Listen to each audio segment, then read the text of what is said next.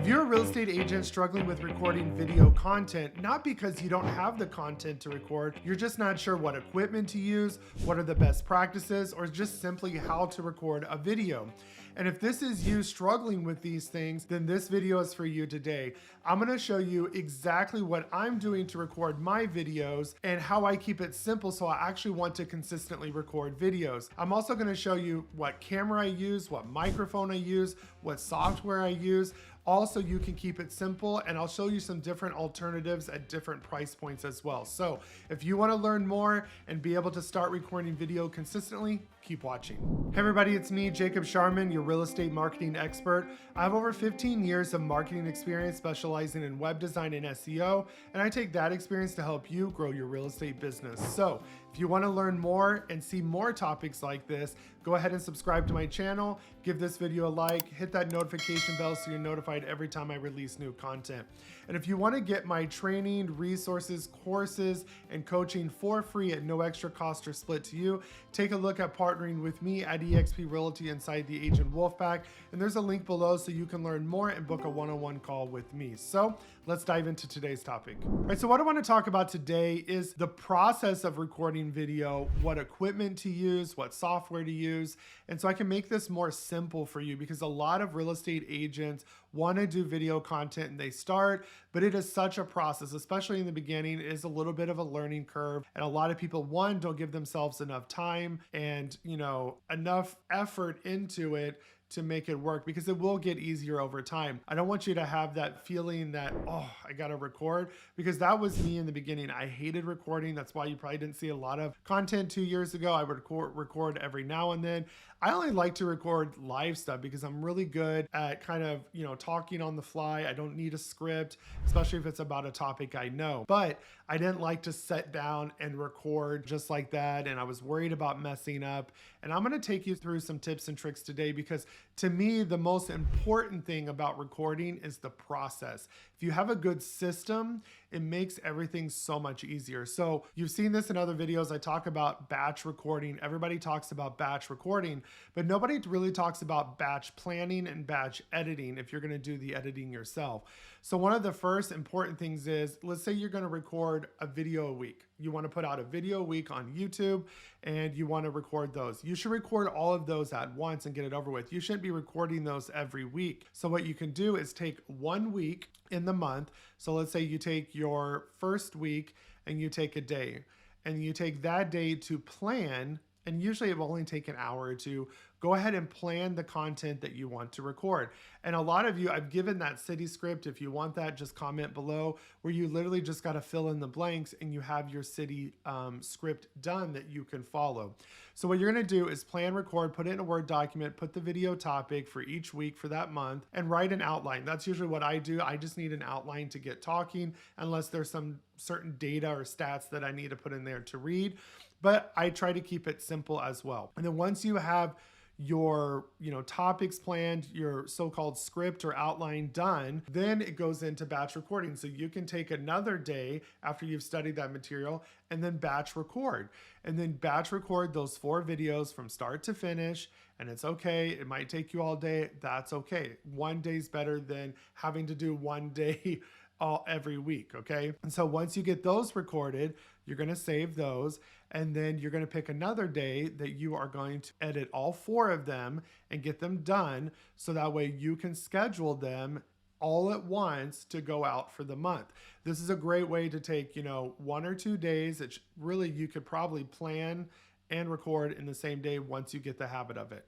But once you've done that, you can take 1 or 2 days, maybe 3 max if you're new at it in the beginning, and get all of it done for the month. And so that way you can focus on the rest of your business. And if you get in that system of recording and pick a day to record, it becomes effortless. Let's say you want to record 2 videos a week.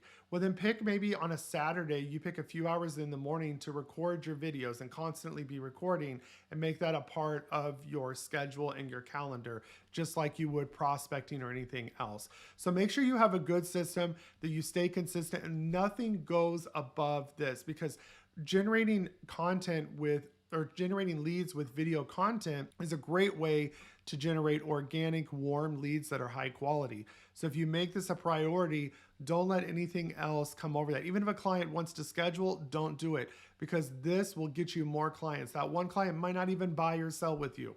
So just make this a priority, stick to it, and it will come easier. All right, so what I want to talk about is cameras. What cameras should you use? A lot of people will go spend thousands of dollars on a camera and microphone setup, and that is not needed.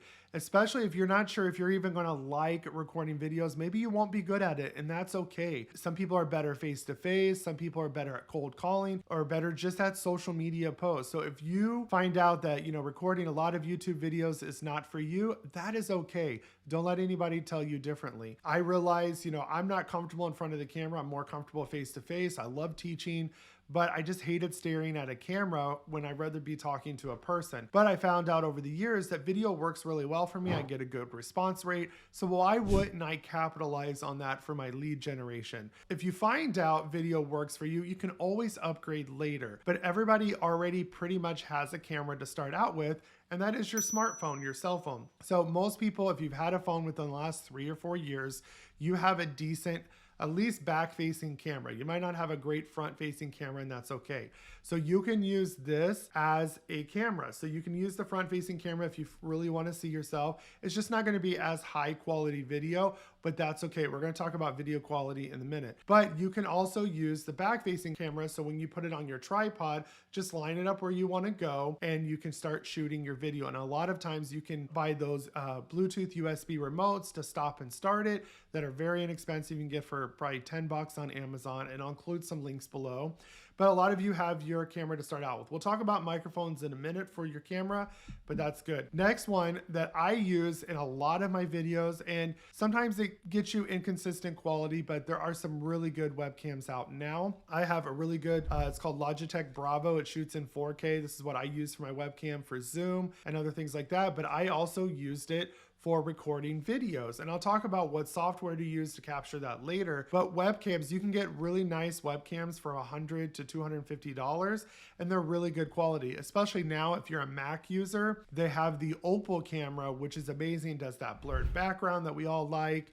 And it has some really good features that you can adjust, and it looks like you're shooting with a DSLR camera. So it's really high quality, and it's under $300. So if that is in your budget and you're a Mac user, I highly recommend that, because you can use that for your Zoom calls, use that for your live streamings, you can use that for a variety of things, and you won't need anything else for that as well. And again, we'll talk about recording software, but you can use a webcam as well. What I have recently upgraded in my last few videos is I started using my DSLR camera. I had a couple of these laying around because I used to own a photo booth company, but these are old. These are probably 10 years old. I have one is the T3i with the Canon Rebel, and the other one is the SL2. So they're older cameras, and you can get like, a Canon T5i for, $300 or $400, and you can use it for multiple things, taking pictures of yourself, taking pictures of some home tours you're doing, recording video. So they have some purpose. You don't have to run out and go buy a brand new DSLR camera. And I use a software to connect it. You could also use these as a high quality webcam as well. So you can use those to shoot your video. You can put a card in there to record it directly to a card. And then you can use some audio software to record you, which we'll talk about later. But you can use that as well. I'm going to show you the simplest way that I do it, because I don't like to have all these different file types to send to my editor. I just want to click record and end record, and it's done, and the file's already created. So I'm going to show you how to do that. But those are some different options that you can do for your camera. Most of you can start off with your phone as well.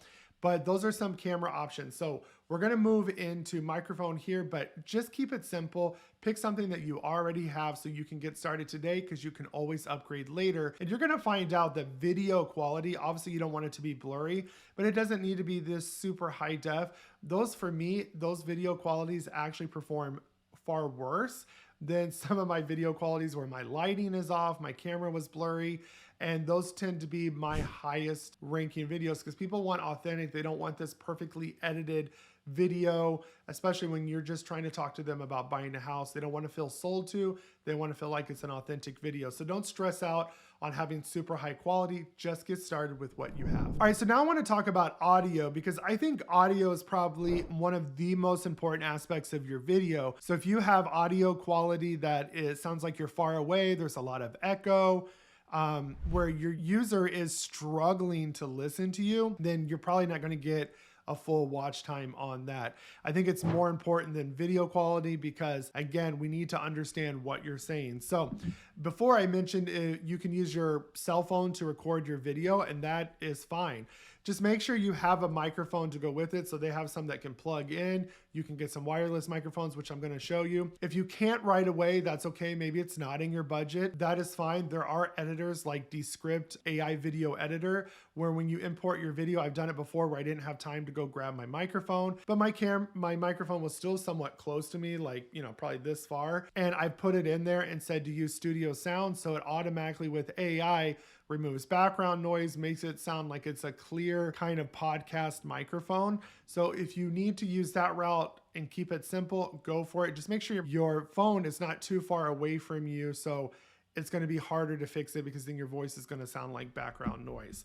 But I highly recommend, if you're going to be using your phone, especially for like video tours for TikTok, or even other short form video, to use one of these kind of lapel mics. I got 2 of these on Amazon for $30. Comes with a great case that charges them, and there's 2 microphones. So if I want to, interview somebody, maybe the sales agent at a new construction, I can do that as well. And what I liked about this is this one particular, and I'll link it below, is compatible with Android, iPhone, and it can even plug into your computer if you have the USB-C. And if you don't, it has all of the converter plugins for it. So you can really use this for your computer. You don't have to buy an expensive microphone. And the quality is pretty decent.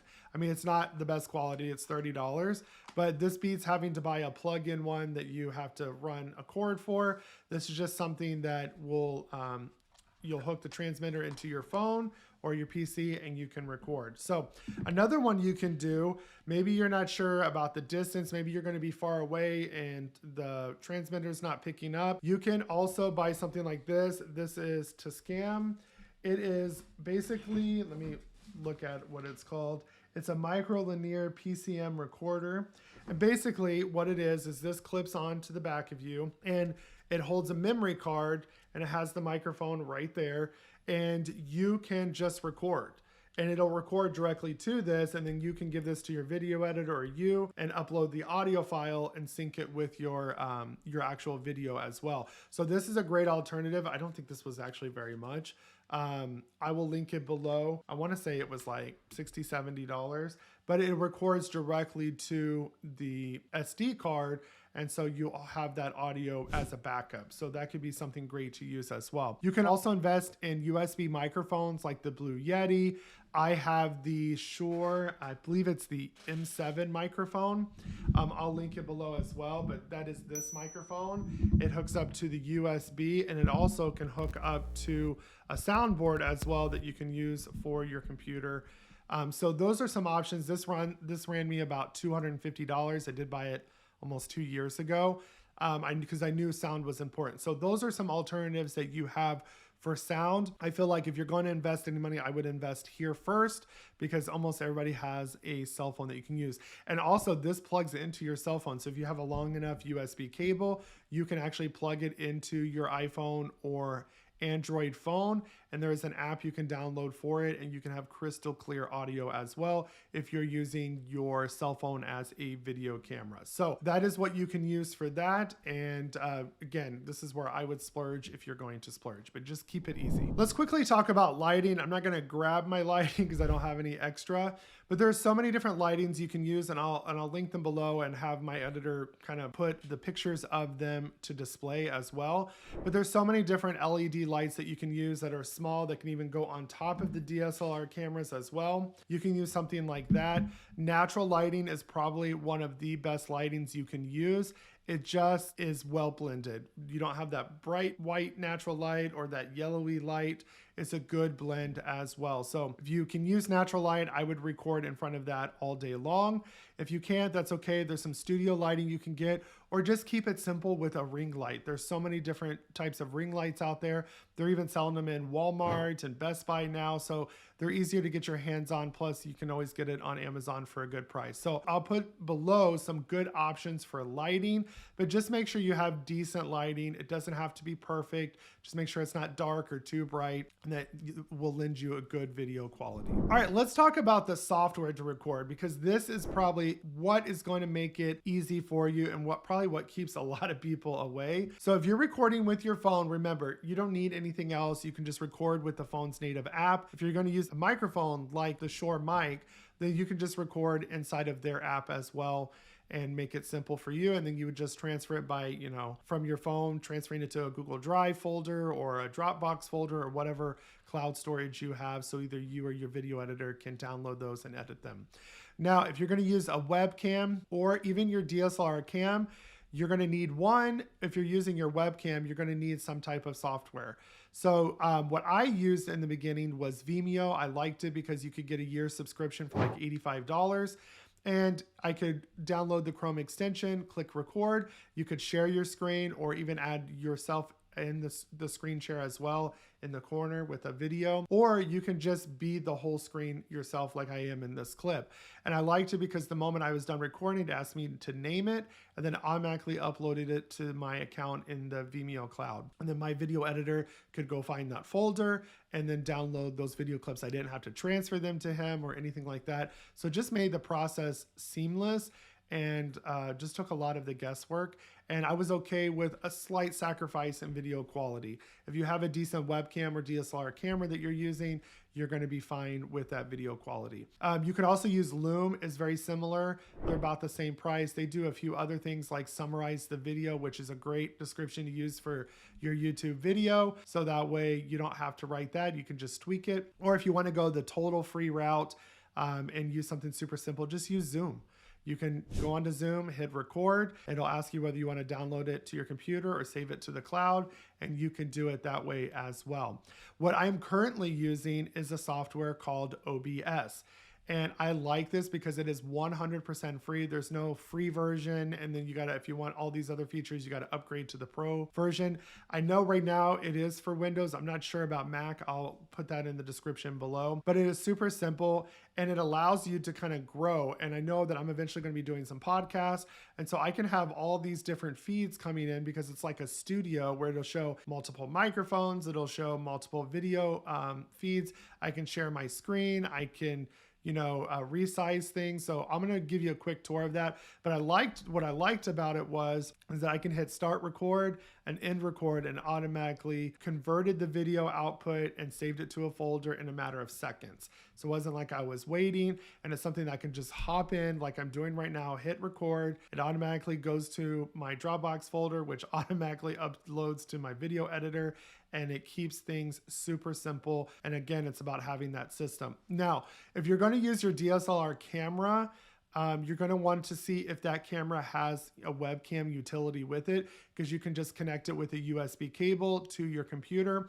For instance, Canon has the EOS webcam utility, and you can install that and it'll show you the cameras it's compatible with, and you can use it on Zoom. You can use it with OBS to record, and I'll show you how to add things like that. But you will need that if you want to use your DSLR camera in kind of a live stream manner. If not, you can just put a memory card in there, record to it, and then you'll want to use something like Audacity to record your audio, so that way you could sync those up. But I highly don't recommend that because it's just another step to do. It's just another step for your video editor to do when you could just record with something like OBS and have it one and done and move on to the next video. So what I'm going to do now is share my screen and give you a quick tour of OBS and show you how to use that software. All right, so you're probably going to see a little bit of lag because I'm literally recording the program that I use to record my videos. So this is OBS. This is pretty much a studio kind of editor. You can see here they got scenes and sources. So you're not really going to use this in its full complexity, and that's okay. So right here, you basically, when you install it, you're going to create a scene, and In there, you're going to create your sources. So you can see here, I have my EOS webcam utility installed. I have my Shure microphone installed as feeds. And I basically just come over here, click start recording, and it will start recording. And then I hit stop when done. You're not going to use really a lot of these other things. So there's not a lot of setup for you to do. To add a camera or a microphone, you just come over here and you can add display capture and add the screen that you want to use. You can add a video capture device. So this would be your webcam or your DSLR cameras. You can even connect your phone as a webcam. There are things, I even wrote it down. There's Droid Cam, and there is an app called OBS Camera, and it will allow you to basically record with your phone. You just plug it in and you can use it as a live feed. So you see right here, this is my webcam. This is my screen. So if I want to do a screen share, I can enable this. And even if I do it right now, I probably won't do it, but you can basically, you can see you have these layers. So if I wanted this to be on the top layer, I can move it there. You can see it's showing my screen. Or if I want to keep myself in the corner, I would make sure if it was my webcam or my webcam utility, I could resize that into the corner, and then you can see what I'm doing. Now, because I'm trying to screen share the software that, you know, does the screen share, it's going to look like that. But you can resize it. I mean, you can resize these. You can move it anywhere you want. There's so much you can do with this software. It is pretty crazy. And you could get even more fancy with it. You can have it do fades and switch from cameras. If you have somebody behind the scenes controlling, maybe you're doing a podcast, you can use this software, and it's 100% free. You just can't get any better. So some other things you can do is if you want to see where your recordings are going, you can hit show recordings, and it'll just open up in the folder as well. And then you want to go to your settings, and there's a few things that you're going to want to control. And this is probably going to take a minute just because I'm recording. So a lot of this I didn't mess with. I talked about the output. So you can come in here and choose your, video bit rate, your software, all of that. This is kind of the settings I use. You can have your encoder. I wanted it to be, you can do faster if you wanted to, where it's a little higher quality. You can do fast, which uses high CPU usage. So it's going to require a lot of system memory and processing. So if you have a really good computer, this is great, but you can default this to this. It's just going to affect your video quality. But if you like the videos I have, then you're good with that. So audio encoder is what I chose. And then you can choose the actual folder that you save all your videos to. So you can come in here each time you're recording and have it saved to that video, the video topic you're recording. You can create a folder for that, and it will save directly to that folder, or you can have it just go to a standard folder there as well. And I'll show you kind of what I do. And then recording quality, again, you can choose the file size. If you want it to be large file, I just do indistinguishable. Your recording format, MP4 is what I do. Here's the video coder, the audio encoder. You don't really need all that. You can come over here and mess with your audio as well. You can set your default microphone. You can set your video to record. I tell it to record at 1920 by 1080. So we want to record in HD. Some you can record in 4K and things like that. And then that's pretty much it. You can also control the quality of the video. You can add filters to your video. So I can come over here and add, color key filter if you wanted to, where you can choose the opacity, the contrast, the brightness, the gamma. There's so many different filters that you can add if you want to manually adjust the lighting and things like that. But all you need to do is basically come in here, add your sources, make sure you got your webcam, your microphone, you add your screen if you're going to share your screen for anything, or you want to use your screen as a capture, maybe to show a map or something for the city videos. You can come record footage on here as well. Then you just come over here to the controls, hit start recording, end recording. And when you're done, just say show recordings.